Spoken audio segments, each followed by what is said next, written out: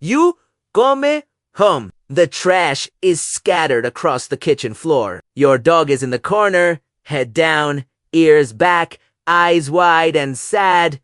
That look. The guilty look. You know that look. Every dog owner knows that look. It means they know what they did. They feel bad. They're sorry.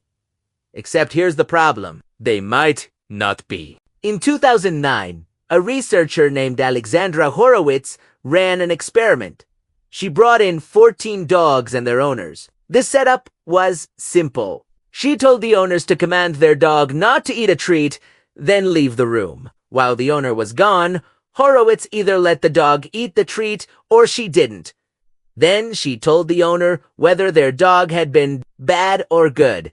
But here's the twist. She lied half the time. When the owners came back, the dogs showed the guilty look way more often when the owner believed they'd misbehaved, regardless of whether they actually had. The dog that didn't eat the treat but was told they did, guilty look. The dog that ate the treat but the owner thought they didn't know, guilty look. The dogs weren't responding to what they'd done. They were responding to their owner's behavior. That's not guilt. That's reading the room. So what does that look? Is it remorse? Or is it appeasement? Appeasement is a behavior animals use to diffuse aggression. When a wolf lowers its head, tucks its tail, and avoids eye contact, it's signaling submission. Don't hurt me. I'm not a threat.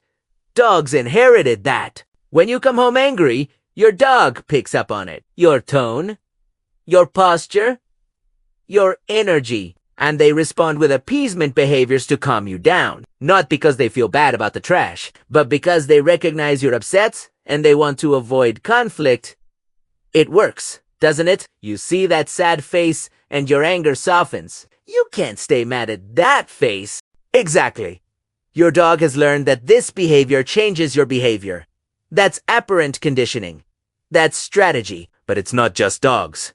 Cats do it too, though differently. A cat knocks something off a table. You yell. The cat slow blinks at you, rubs against your leg, purrs. You soften. You pet them. The cat just reset the interaction. Not because they feel guilty, because they know how to de-escalate you.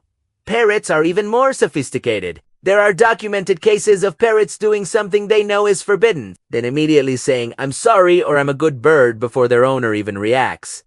That's not guilt. That's preemptive manipulation. Here's where it gets complicated. Just because the behavior is learned doesn't mean there's no emotion behind it. When elephants return to the bones of deceased family members, when chimps reconcile after fights with embraces and grooming, when rats free trapped companions, even when there's no benefit to them, something is happening internally. We call it empathy.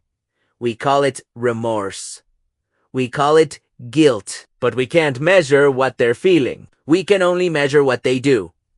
And what they do can have multiple explanations. A dog that comforts you when you're crying might genuinely feel distress at your distress. Or they might have learned that certain behaviors get positive responses from you. Or both. The behavior looks the same either way. There's a study from 2015 where researchers observed rats after they'd harmed another rat accidentally during play. The rats showed what looked like apologetic behavior. They approached the injured rat cautiously. They engaged in more grooming. They moderated their play afterward.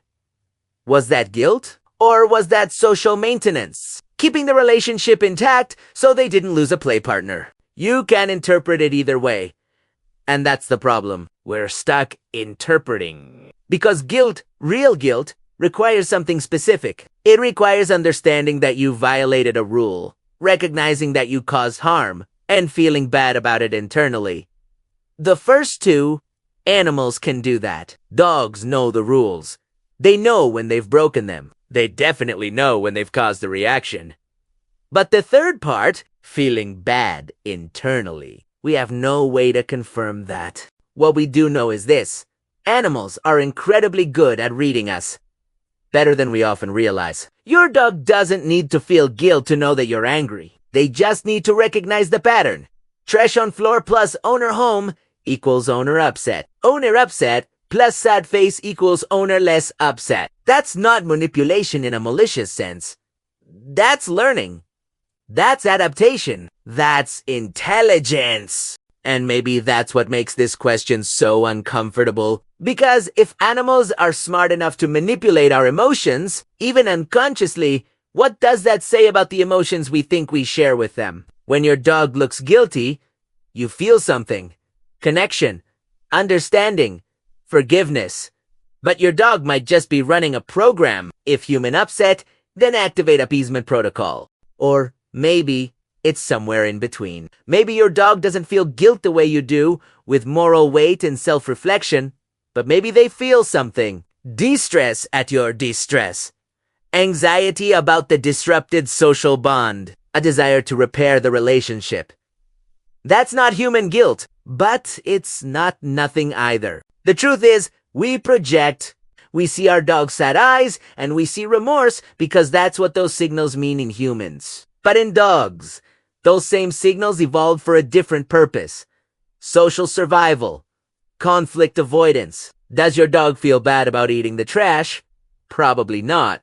Do they feel bad that you're upset? Maybe. Do they know exactly what to do to make you less upset? Absolutely. And honestly? Pero, quiero. That might be more impressive than guilt. Because guilt is passive.